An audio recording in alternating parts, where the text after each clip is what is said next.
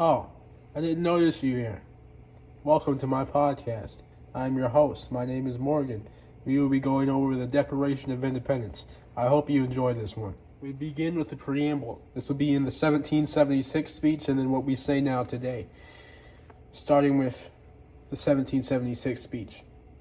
When in the course of human events it becomes necessary for one people to dissolve the political brands which have connected them with another, and to assume among the powers of the earth to the separate and equal solution to which the laws of nature and of nature's God entitle them, a distant respect to the opinions of mankind requires that they should dissolve the cases which impire them to the separation. This is number 1 to 37. Need I remind you? What we say now today.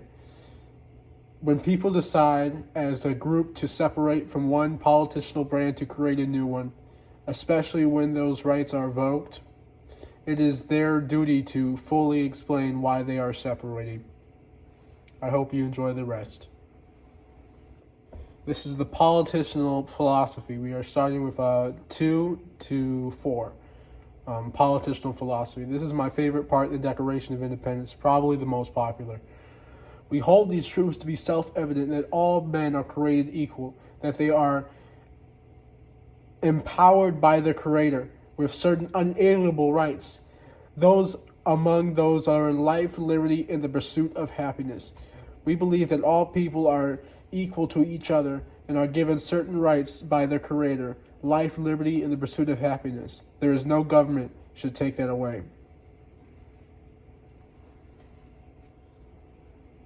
This is number 3 of the political philosophy in the enlightened tongue. That to secure these rights, governments are institutional among men, dividing that their just powers from the consent of the governed, that whenever any form of government becomes dictative of these ends, it is of the right of the people to alter or to abolish it, and to formalize on such principles and organizations its powers in such forms as to then shall seem most likely to affect the safety and happiness. Now, on what we would say today.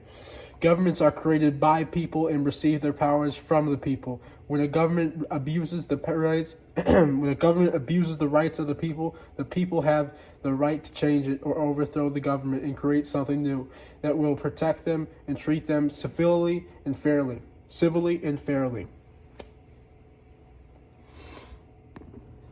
My apologies. With the political philosophy, number 4, I will be beginning read aloud via Google Translate as my preemption is not there. Prudence, indeed, will dictate that governments long established should not be changed for light and transient causes. And accordingly all experience hath shown that mankind are more disposed to suffer while evils are sufferable, than to right themselves by abolishing the forms to which they are accustomed.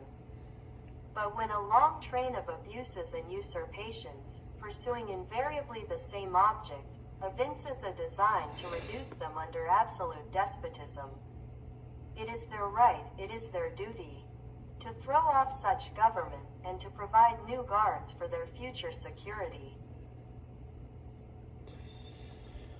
Changing governments that have been around for a long time should not just go without a good reason. It is the nature of the people to deal with unjust government than to change it. However, when a government consistently abuses power to the point of the one person who abused power, it is up to the people and even the rights to get rid of the government in order to protect future generations. For my appropriation wise, I will be reading out grievances, the last segment, number 5 itself as well. Grievances such has been the patient sufferance of these colonies, and such is now the necessity which constrains them to alter their former systems of government. The history of the present King of Great Britain is a history of repeated injuries and usurpations, all having in direct object the establishment of an absolute tyranny over these states. To prove this, let facts be submitted to a candid world. we have tolerated the abuse of power from the King George III, long enough, and now it is time to leave the control of the king and establish a new government. Before we do this, we need to explain to the world why. I feel this is the perfect place to end this video. I do want to give an update. My next series will be His Excellency. It will take some time. I do need to read every chapter. I will do a summary. I have notes I will put on these. And the first segment, the first video, the first chapter of this will be Fighting the British. So I hope you enjoy.